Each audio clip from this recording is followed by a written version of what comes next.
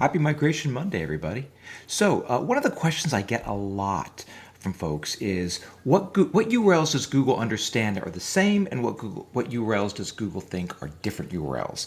Well, the quick answer is pretty much any change in the URL structure is going to confuse Google.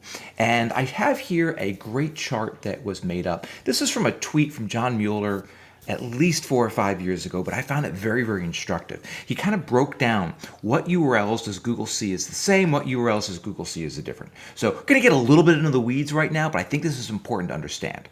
So the first batch, A and B, you'll see it's the root of a domain. It's the HTTP, so it's non-secure. One has a trailing slash, one does not have the trailing slash. And the same with C and D, but that is the secure version, the HTTPS. One is a trailing slash, and one is not a trailing slash. In this one case, trailing slashes on the host named doesn't matter. So Google would see A and B as the same, and Google would see C and D as the same. Now, bear in mind that A and C are not the same, and B and D are not the same because you have the different HTTP versus HTTPS protocol. But if everything else is the same, at the root of the domain, the slash versus the no slash does not matter. Now, that's the only time this rule matters or this rule accounts. Every other time, essentially, things change. So if you look at E, for example, you'll notice we don't have the www subdomain. That matters. Google sees that as different. I've talked about that many times.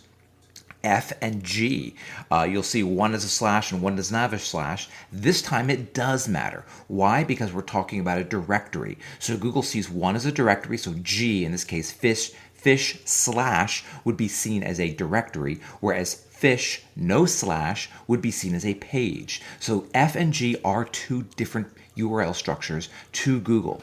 And last but not least, H, that has fish.html, pretty much any extension, .html, .php, any change in the extension of a file name, that's going to be considered a new page to the search engine. So this is a really good little cheat sheet. I'm going to put this image on the post as well, just so you can see it. But this is a really good cheat sheet to understand pretty much any change to the URL Google sees as different. This is from Google themselves. The only time the trailing slashes don't really matter is at the root of the domain.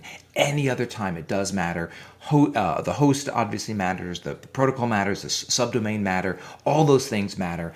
So it's really, really important to understand this concept because this really can save you a lot of trouble in the future. Okay, thank you very much. Have a happy Migration Monday, and I'll talk to you again next week. Bye-bye.